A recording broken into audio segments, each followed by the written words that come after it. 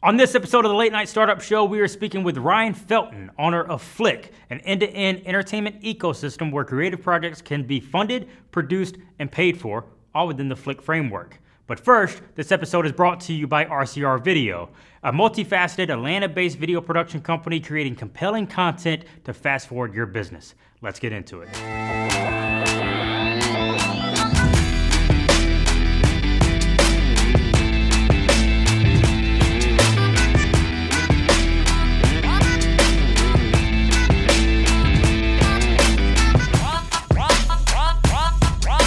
Ryan, thanks for joining us today on the Late Night Startup. This is actually our first episode, so thanks for helping us kick it off. Absolutely. If you would, just kind of introduce yourself and your involvement with FLiK. I think it would be great for everyone to hear. Sure. So my name is Ryan Felton, and I'm the founder and co-owner of FLiK. I also own several other businesses here in Atlanta. I should mention that my co-owner is T.I., the rapper, entertainer, actor. We just got together, and I had an idea, presented it to Tip, he liked it, and we started a business. So you mentioned you own several other businesses. Where are we right now? What is this? So right now we're at my studio, Big Peach Studios. We're on the green screen. We had another shoot next door today, which was The Real Housewives of Atlanta. In addition to Big Peach, I also own a video production company, which is AVA, Atlanta Video and Advertising, and castingexchange.com, which is kind of a news aggregate site about gossip, news, industry trends for the entertainment industry. So how long have you been in this kind of entertainment industry, filmmaking business? About 9 years now. Okay. I actually started out on the other side of the camera years ago as an actor, and booked a couple commercials, a couple TV shows, and then said I probably should make some money, and went behind the camera and became a producer and director, and it's been wonderful ever since. Were you in a job prior to this? Yeah, so I had a consulting firm for years, and then 2008 happened. Mm-hmm. And I saw the writing on the wall. You know, our clients, there were Deloitte and Touche, there were a lot of big accounting firms, Coca-Cola, UPS, and I saw the writing on the wall that they're not going to be hiring $300 an hour consultants anytime soon because the economy just crashed. Yeah. So I looked at all my employees, and it was a sad day, but it was time to shut it down. So that's kind of when I pivoted. I said, what do I want to do now? I've made some money. I don't have to do anything right away. I can kind of play just a little bit. And entertainment industry it was. And I'm so glad, because it's, as you know, there's so many opportunities in this, whether it's from producer or director or, on the finance side or, boom guy, camera guy, Yeah. You take your pick. There's just so many avenues in this industry. And I don't want to say it's recession proof, because it's really not, but I don't think the highs are ever as high as some other industries, and the lows are never as low as other industries. It's kind of this nice jet stream. And that's kind of how I got into it. Yeah, that's awesome. So when you got into it, did you have in your mind that you wanted to have studio space, you wanted to have a video production company, you wanted to have the Casting Exchange, you wanted to have FLiK? Did you envision all these companies, or? No, it has all just evolved. Like I said earlier, I got involved as an actor, and I had success with it. But it's highs and lows. Sometimes you're really hot and you're booking a lot of things. Other times it's really cold and it's no fun. But I've just seen how all of these entities can kind of tie together, and they all relate to one another. So, we started with the video production company, and honestly, I didn't know what I was doing. But here we are years later, and I know we've got a lot of the same clients. And we're doing well. It's great. We've got good relationships. And then we were renting a lot of studios. There's several in Atlanta to choose from, and we were booking studios like 3 or 4 days a week, and it was like, what if there's another way where we could kind of, have one that we could film in, and when we're not filming in it, we can rent it out to other people. It's kind of a home base, if you will. So it was just everything's just been a natural progression leading to the next phase. Gotcha. So have you find yourself kind of always answering the what if? Is that kind of how you've led into just these different endeavors in this entertainment industry? Yes, it's. I always like to say, "What's next?" That's good. What's next? I don't ever want to sit still. I want to be out there on the next thing, start a business, grow it, let other people come in, manage it, handle it. With my video production company, and really with Big Peach Studios, I'm really not involved day to day. I mean, my office is here, but other people are handling all of that. Like we had, I think, 5 or 6 video shoots last week. I couldn't tell you what they were about or who the client was because I'm just not in it. You know, I process the paperwork and I make sure everyone gets paid, but I'm sure you're super focused on FLiK right now too. It's 99% of everything that I do. So it's 2008 and you've decided to kind of step away from the consulting business and you find yourself sitting there. What's next? Let's dive into talking to our audience. How do you adjust and not get discouraged and answer the question of what's next? So what's next to me always means like what's coming down the pike? What can I do as an entrepreneur that's going to take my business or businesses to the next level? Is there some kind of synergy or product or service that can tie all these things together? And with that, there comes a lot of trepidation. There's a lot of insecurity. Is it going to be successful? What if I fail? How much is it going to cost? Do I have the money? There's lots of fear. There's a lot of fear, but you just have to stare fear in the face and say, I'm doing it. You know, a saying I like to use a lot, and my wife will tell you, I probably use it once a day, is you can't steal second with your foot stuck on first. And that's great. You may get thrown out at second, or you may steal a bag, you know, but you don't know until you try. Well, if I can continue that, either way, you're going to your next at bat, right? So, exactly. So yes, there are challenges, figure them out. Money might be an issue, find a way. The only thing that is stopping you from either starting a business or continuing to grow your business is really you. I mean, there are market forces in play, but you have to adapt. You have to be flexible and creative and expand and contract and do what you have to do to get your business where you want it to be. It's not going to grow itself. You know, an untended garden will just be full of weeds. So, you know, manage your business and don't take no for an answer. Don't be fearful. You know, it's just do it. It's so cliche, but just do it. Cliche, but true. Incredibly true. Yeah. Wayne Gretzky said, you know, the greatest hockey player of all time, by the way. I don't go to where the puck is. I go to where the puck is going to be. And so I always like to try to position myself to where I see the puck going. And to bring that back to FLiK is I really believe that in the next 5 to 10 years that movie theaters as we know them could go the way of the bowling alley. You know, sales are down at the theater. Everybody can stream a movie online at home, and it's becoming more and more and more popular. So there has to be.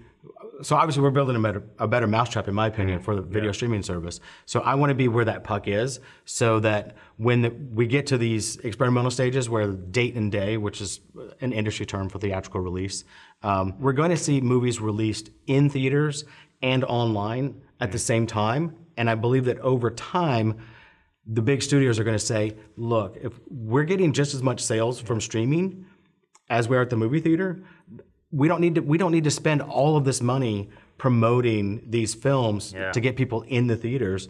We can just release it online. So I really believe that, sadly, that the movie theater experience as we know it will go away over the next decade or two. So I see where that puck is going, and I want to position myself to be in front of it. And no matter how uncomfortable that may make you, you still are trying to get in front of the puck. Absolutely. That's one thing I try to live by and preach is, you know, the most dangerous part about doing what you love is getting comfortable doing it. And I think that a lot of people can get that way. I mean, major corporations have gone bankrupt because they get too comfortable. People get used to the paycheck and the money, and that's just not. That's not how we live these days. You know, things constantly change and shift, and we have to adapt and change and envision where that puck is going, and get there as quickly as possible. I think it was Ben Franklin, who said, "Show me a contented man, and I'll show you a failure." And so I never want to be content. I never want to be complacent. Always keep pushing, keep driving. Some people, you know, call it perfection or whatever they want to call it, whatever they want to label it. That's fine. People call me a perfectionist as if that's a problem. I don't mind. You know, it is my way. Like there's certain things that I have to go by. And we can probably agree it's just harsh reality. It is. Yeah. So, you know, if you're comfortable, expand. You know, grow. You know, that's how things get done. You know, I don't know how else to say it.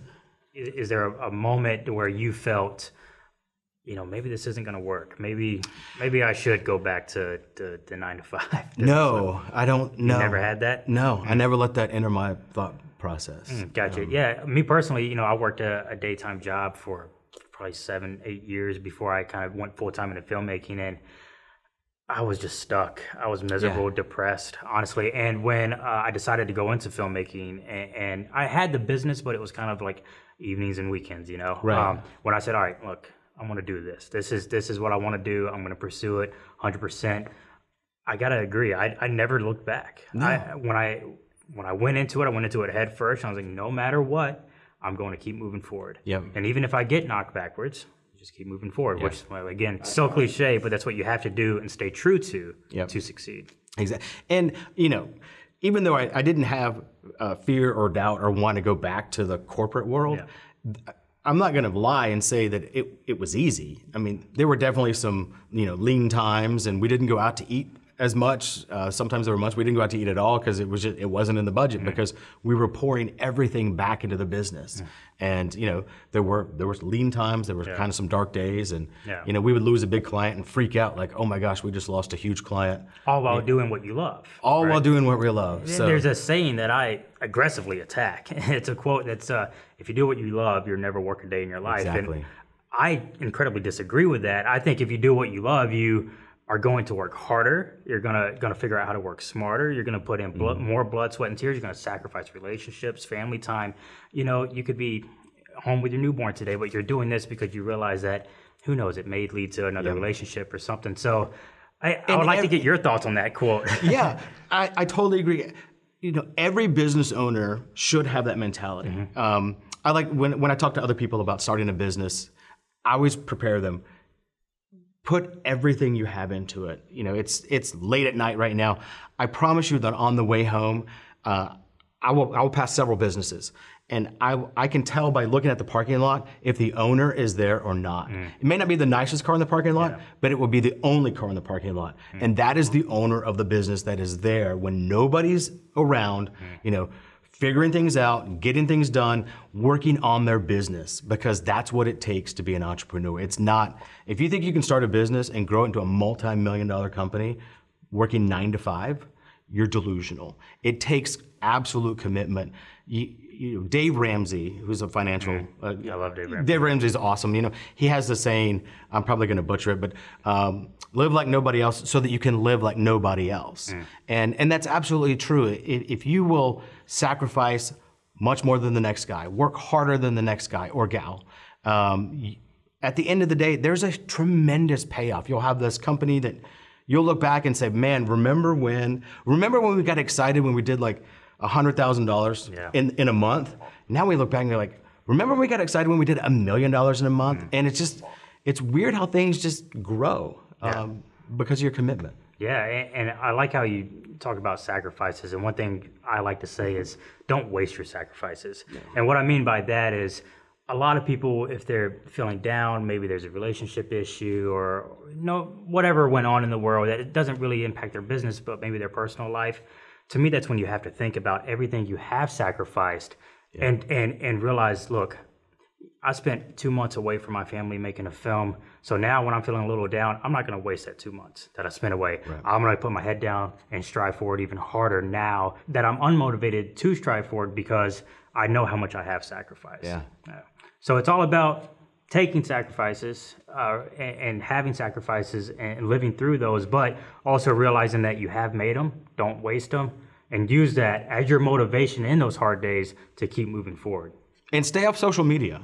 That's right. It's a huge time waster. If you're starting a business or growing a business, stay off social media. You will waste hours and hours of your life that you can never get back, and your business isn't going to grow. Well, I think that's interesting because a lot of people will use the excuse that they're on social media to grow their business because that's, Facebook is the biggest advertising agency, known to man right now. Buy some ads and set them and walk away. And walk away. Yeah, you don't have to sit there and, debate about politics and this politician and North Korea. No, get off. And a lot of business people that I follow on social media and I watch their videos, all of them, if they have your interest in mind, all of them say, stop watching me and go do.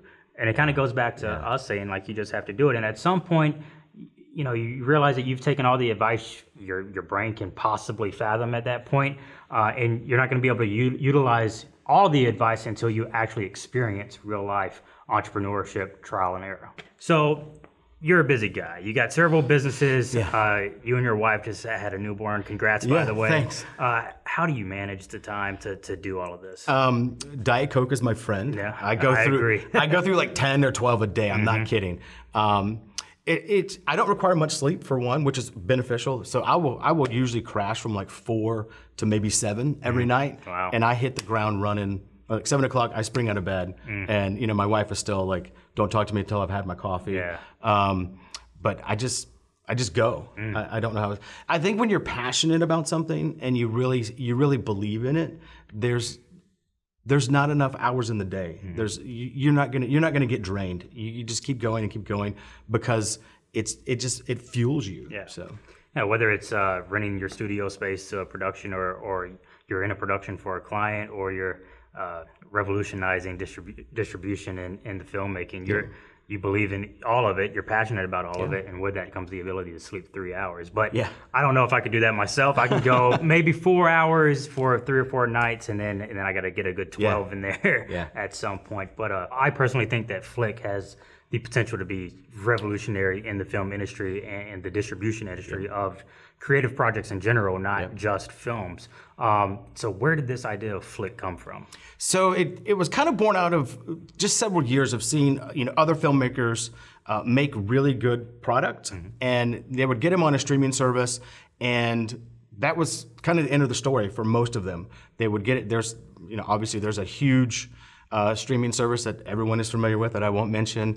And if you're an independent filmmaker and you sell your film or your documentary to them, you get a one-time payment, and that's it. And they're notorious for not sharing their metrics, so you don't really know what your revenue should have been, what you're entitled to, if you will. You're just kind of in the blind. You get a one-time payment, and that's it. And so we said there has to be a better way. If I'm a filmmaker and I'm selling my film to a online streaming platform, I may or may not get an upfront payment, but if my film is a success, I should be rewarded and compensated for that. And not to take too much time with this response, but the example I use is the documentary Making a Murderer. That was a phenomenal success, but those girls that did that documentary, they got a one-time payment. But tens of millions of people saw that documentary, and that's really when I was like, okay, we have to do something. We have to change the equation. We have to reward filmmakers for their hard work, the money that they put into it. They need a return on their investment. And I said, enough is enough. We're going to change the game now. So. Speaking of return on an investment, I know Tony Jalopy is on your advisory board, and he is the founder of BitPay.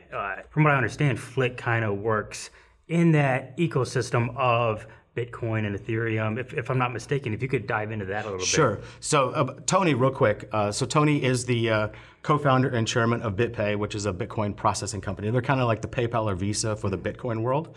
I've known Tony for about 5 years. I actually worked with Tony at BitPay, where I produced and directed the first Bitcoin television commercials. Oh, wow. And for those that might be watching who are familiar with Bitcoin and been in it a while, you might remember there were 2 commercials that aired on ESPN when BitPay had a bowl game down in Florida called the Bitcoin Bowl.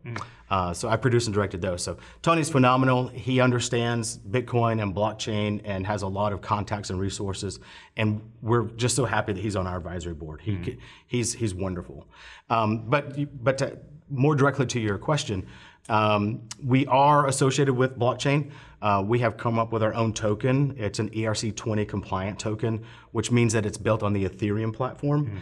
And so what that means is, as our product comes online, people can purchase our tokens with Ethereum or with Bitcoin, and they will be able to go to our platform and use those coins to purchase services. So if they want to rent a movie, purchase a movie, or get a monthly subscription, we will take Bitcoin, Ethereum, our token, which is FLiK, and then of course credit cards and PayPal.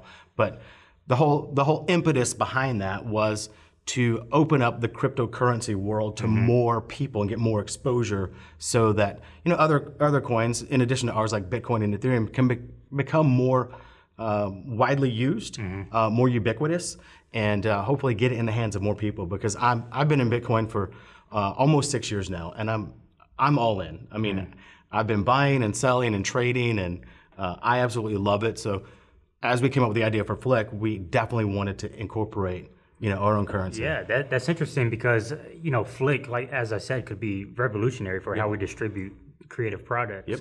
And it's also revolutionary with how we purchase those projects or fund those projects. I think is very exciting. But with that, I assume comes a lot of challenges, obstacles, convincing. Maybe dive into what's been your biggest challenge thus far. Well, there has been a lot of challenges. Obviously, we've got strong headwinds from some very established players, that have billions and billions of dollars to throw against us.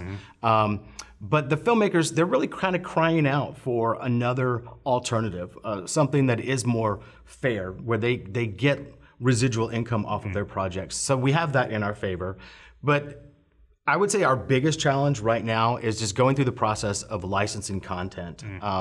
We could build the most amazing streaming service ever known to mankind. And is that website and mobile? Yeah, so it'd be website, mobile, integrated with streaming devices that could include Apple TV, Roku, those kinds of things. But we could build the most amazing platform ever. But if we don't have great films or great television shows on there, nobody's going to stick around. That's a good point. So we're working through those deals now, trying to license libraries and get things on there. And then we're headed out to AFM, the American Film Market, in November to meet with independent filmmakers and talk to them about licensing their content directly before it gets added to one of those big libraries. That's awesome. So how has that been so far, licensing projects? Have you seen success, or are you facing a challenge convincing people, or are people excited? People are excited. We have yet to sign a deal. We're obviously working through that. Well, you started this year, just so everyone knows, right. 2017. Yeah, we just launched. Yeah. So, we're in the initial stages. And that's one of the reasons I'm excited to have Tip on board. Tip is T.I. He's got some really deep relationships with some large studios. So he can pick up the phone because he's done so many projects with them and say, hey, this is what we're doing. We want to license your library of, say, 15,000 films. They will take his phone call and set up a meeting a lot faster than if I, just picked up the phone. They may or may not have heard of me. They've definitely heard of Tip. Yeah. So they'll take our meeting. As we said, you have some incredible partners, co-founders. Your advisory board with Tony Jalopy is pretty outstanding. So how do you find those people? How do you get the relationship with those people to help you in the process of making this product something great? I've been very fortunate to work with some great folks, and a lot of these relationships were born out of previous projects, like working with Tony, several years ago to produce and direct the Bitcoin commercials for BitPay. Working with T.I. and a couple of music videos and other projects.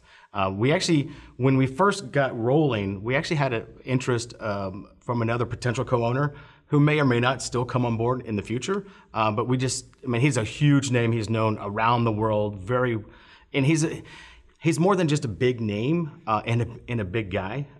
He's 7'1". Wow. He used to play in the NBA. That's all I'll say. He played for the Lakers. Anyway, kind of narrows it down a little bit. Yeah. But he was very. We traded a couple messages, and instantly he got it. He's like, "How can I be a part of this?" And we couldn't come to terms quick enough. We're still kind of working through that. But I say all of that to take the long way around to say, I know a lot of these people, and it's just a matter of finding who we need to identify next, and what are our mutual connections, and picking up the phone and having a conversation, and getting everyone on the same page and bringing them into the fold. Totally. And I guess the problem you're solving is this distribution problem in filmmaking industry, and you're solving it with keeping the filmmakers profits, with the filmmakers' ability to earn money off of their art. You're keeping them in mind. And I think that's, with any business that solves any type of problem, has to be the core of that business. So how are you marketing this? Are you going to certain funders or events like you mentioned AFM, Right. or are you using people in the industry, local filmmakers, to speak into it? We have a combination. So we are speaking to local filmmakers. We've done some really good interviews with other local filmmakers to Atlanta that you probably know: Matthew Young, Jose Acosta, Stacia Crawford. They're well-known filmmakers, at least in Atlanta. But then we are going out to industry events. We're going out to AFM, we're going out to Sundance, we're going to Toronto, we're going to try to get to Berlin next year. Wow. For those that don't know, those are the big film festivals where people go to buy and sell movies. So we are going and speaking at those events and raising awareness. But really, for now, our primary focus is at least on licensing content and getting that library available. So once the platform is up, we have something for our customers to enjoy. Yeah. So, well, I got to be honest. If I'm on the other side of this camera listening, I'm thinking, how are you affording all of this? Are the trips, licensing content up front, without your product really being open yet? If you don't mind me asking, what's the approach? Yeah, so we've done a couple of things. I put in money to put in money. We've had some private investors. We also did what's known as an ICO, an initial coin offering, where we offered our utility token to people so that we can kind of pre-fund some things. And we've got a long runway. It's going to take us a long time to kind of burn through all of that, if you will.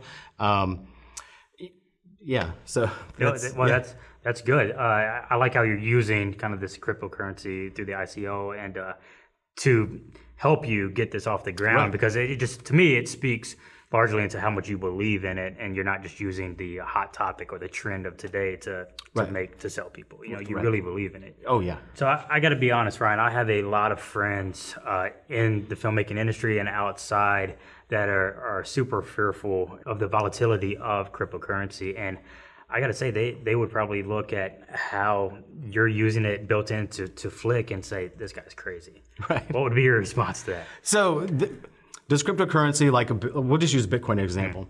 Are there volatilities? Yes. But there's volatilities with any other type of currency. I love Bitcoin. It solves so many problems without really going on a Bitcoin rant. But when you talk about volatilities, look at what's happened to just the U.S. economy over the last several decades. It's been bubble and burst, bubble and burst, and bubble and burst. And just look back what happened in 2008. Our entire economy virtually collapsed, and the American taxpayer had to come and rescue huge banks with hundreds of billions of dollars, and we had to bail them out. Yeah. That doesn't happen in Bitcoin. The other thing, the problem that Bitcoin and other cryptos can help alleviate is the deflationary value or the inflationary value of certain currencies. I was just telling a friend of mine the other day that $3,000 bought my grandparents a home. That same $3,000 bought my father his first car. $3,000 is going to buy our newborn maybe his first computer. Or iPhone. Or iPhone. Yeah, it's already $1,000 now. Exactly.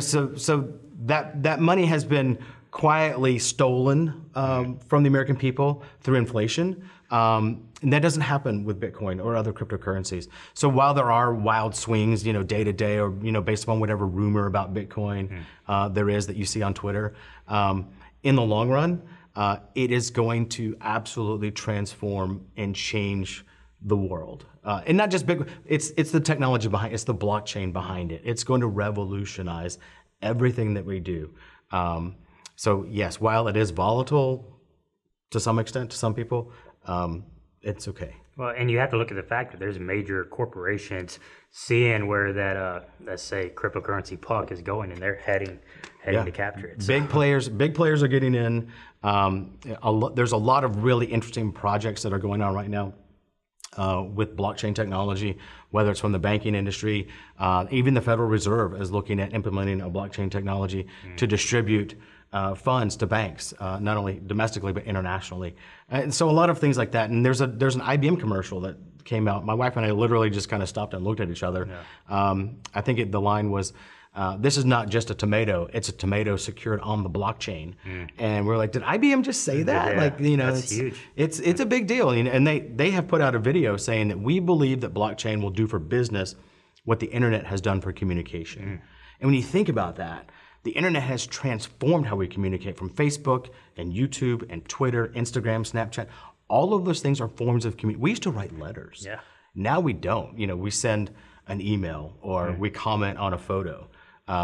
So to say that blockchain will do for business what the internet did for communication is a mouthful. Like, that cannot be ignored. So what's next for FLiK? That's kind of why we came together to do this show.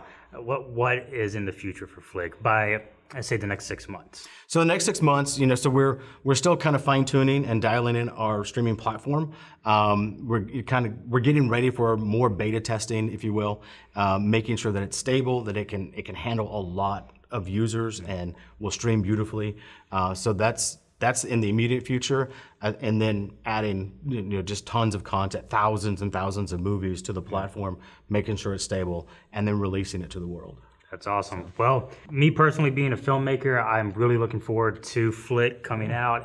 I think it can be a huge hit. I think it's just a great idea to really change how we think about filmmakers, how we take care of filmmakers, and art, I'm sure you know this, in and of itself, really dictates kind of the way society goes. I truly believe that. And the more we can have creative projects out there to voice our opinions, and the more that those creatives are taken care of, I think we have a bright future ahead of us, thanks to people like you coming up with these ideas. So thanks for taking the time. This has been great. Thanks for opening up your studio for us. Yeah. And I can't wait Thanks to for see having the me future. on. I'm glad to be, I guess, the inaugural video. That's right. I love the idea. 001. I love the idea, by the way. I think it's great. I'm glad you're doing this. Well, maybe we'll share Diet Coke soon and talk. Oh, anytime. I got a whole fridge. Yeah, perfect. All right. Well, everyone, thanks for joining us in. One last thing I want to leave you with is how to find Ryan and FLiK. So I'm going to pitch that over to you, and website, social media, all of it. Sure. So we're on social media. Our website is theflik.io. We are in the process of buying flik.com, but it's theflik.io, and FLiK is FLiK, and on Twitter at theflik.io. And come and talk to us. We'd love to respond. So here's the thing: we're very, very busy building our platform. We get a lot of tweets to us every day. We can't respond to all of them because we're working, but we do read them. We do enjoy the comments, and we will try to get back to you as soon as we can. That's awesome. Well, thanks for joining me and having this conversation. Absolutely. And guys, thanks for tuning in and watching.